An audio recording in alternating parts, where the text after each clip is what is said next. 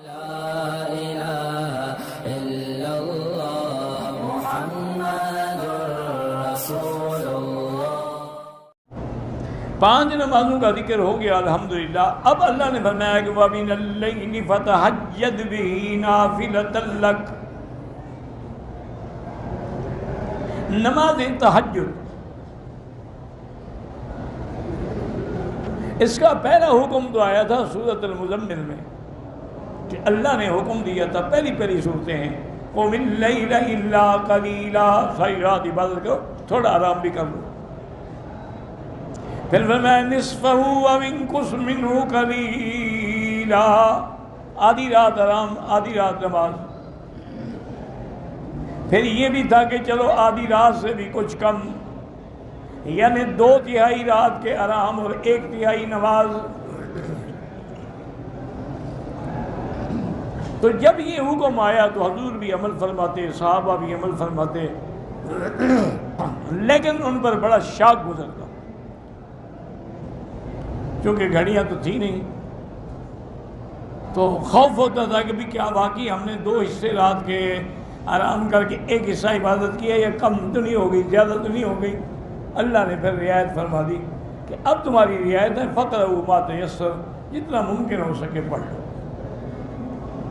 اب آدھی رات یا 1/3 یا 2/3 جاگنے کی ضرورت نہیں ہے۔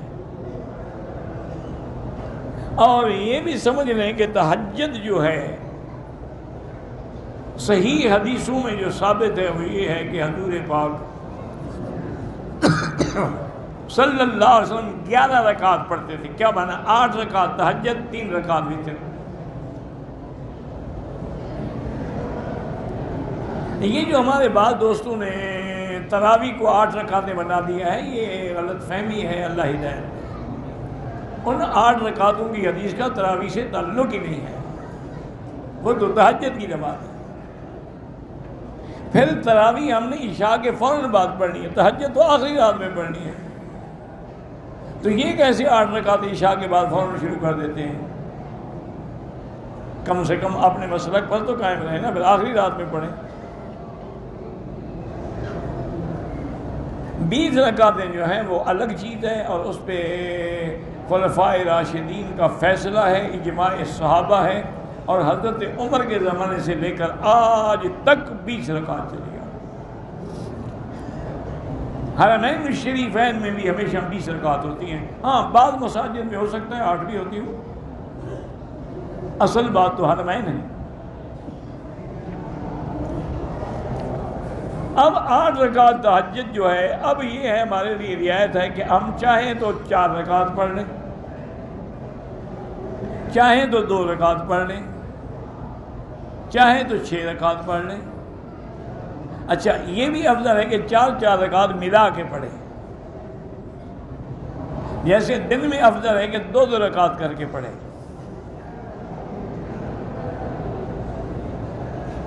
اور جب تہجد پڑھ لیں تو سب سے آخر میں پھر ہم وتر پڑھیں۔ وتر پڑھنے کے بعد اب کوئی نماز نہ پڑھیں، کیونکہ اب صبح کی اذان ہو جائے گی، اذان کے بعد پھر 2 رکعت سنت پڑھیں گے فجر کی۔ اور یہ بھی یاد رکھیں کہ بعض حضرات نے یہ فرما دیا ہے کہ تہجد جو ہے سونے کے بعد اٹھ کے پڑھی جائے، یہ ضروری نہیں ہے۔ ویسے ٹھیک ہے، افضل ہے، لیکن ضروری نہیں ہے کہ آدمی لازماً سوئے۔ ایک آدمی کی ڈیوٹی ہے رات کو 7 بجے سے لے کر صبح 7 بجے تک، وہ کب سوئے گا؟ یعنی وہ تہجد بھی نہ پڑھے۔ معنی یہ ہے کہ عشاء کے بعد جو ہے یہ سونے کا وقت ہے، اس کو چھوڑ کے جو پڑھ رہا ہے یہ تہجد ہے۔ اب عشاء کے بعد آپ 2 رکعت 4 رکعت تہجد کی نیت سے پڑھ لیں، جائز ہے، کہ بھی ہم مسافر ہیں، تھکے ہوئے ہیں، ہو سکتا ہے صبح نہ اٹھے۔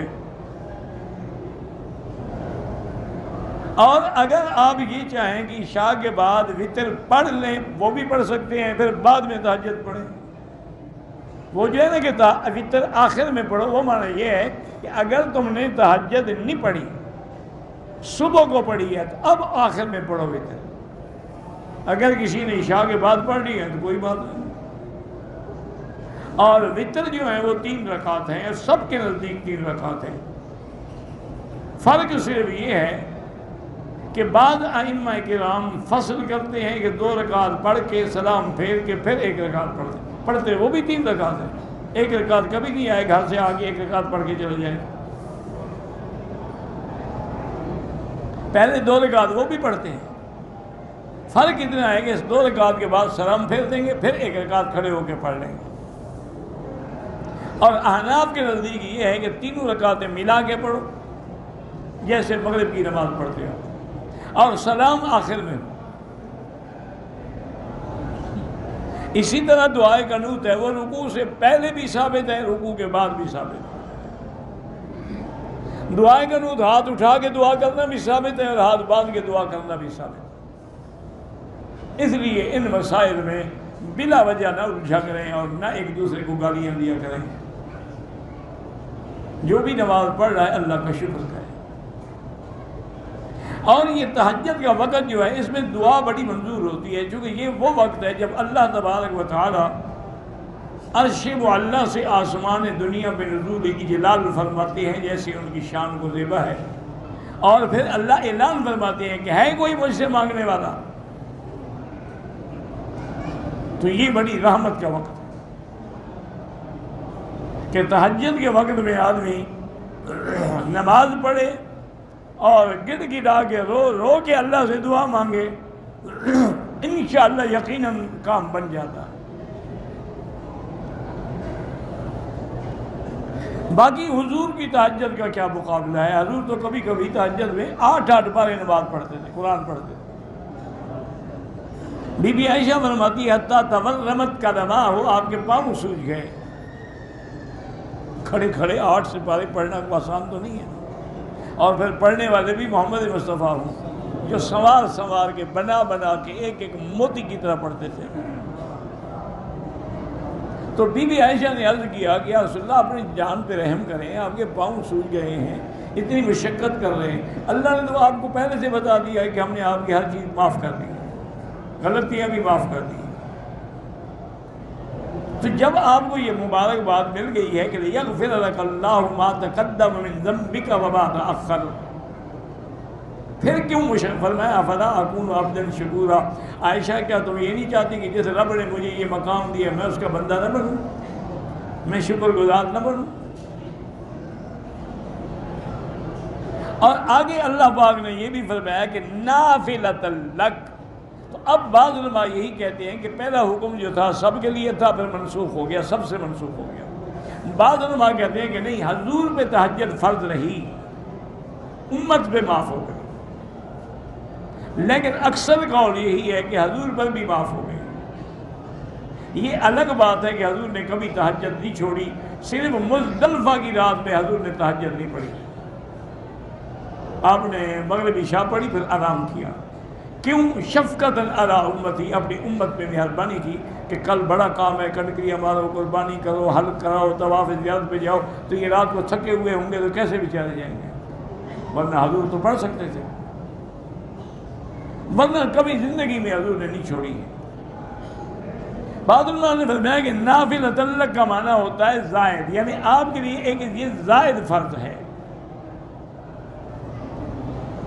اور ساتھ اللہ نے آپ کو خوشخبری بھی دی کہ تیرا رب جو ہے تمہیں مقام محمود پہ پہنچائیں گے۔ اور مقام محمود کیا ہے؟ وہ مقام شفاعت، جہاں پر حضور صلی اللہ علیہ وسلم ساری مخلوق کی شفاعت فرمائیں گے، یعنی پیشی شروع ہو جائے گی۔ اسی لیے حضور نے ہمیں بھی حکم دیا ہے کہ جب مؤذن اذان ختم کرے تو تم مجھ پہ درود شریف پڑھو، اور درود شریف پڑھنے کے بعد یہ دعا کرو کہ اللہم رب هذه الدعوة التامة والصلاة القائمة آت محمد الوسیلة والفضیلة وابعثه مقاما محمودا۔ یہ وسیلہ جو ہے یہ مقام ہے جنت میں، یہ وسیلہ یہ نہیں کہ وسیلہ پکڑو، وہ تو حضور فرما رہے ہیں میرے لیے دعا کرو، تو وسیلہ کیا ہوا؟ وہ تو الٹا فرما رہے ہیں کہ امت میرے لیے دعا کرے۔ اب اس دعا کا فائدہ جو ہے وہ بھی ہمیں ہے، حضور کو تو کوئی ضرورت نہیں، حضور نے فرمایا جو بندہ میرے لیے مقام وسیلہ طلب کرے گا حلت علیہ شفاعہ، اس پر میری شفاعت لازم ہوگی، میں اس کی شفاعت کروں۔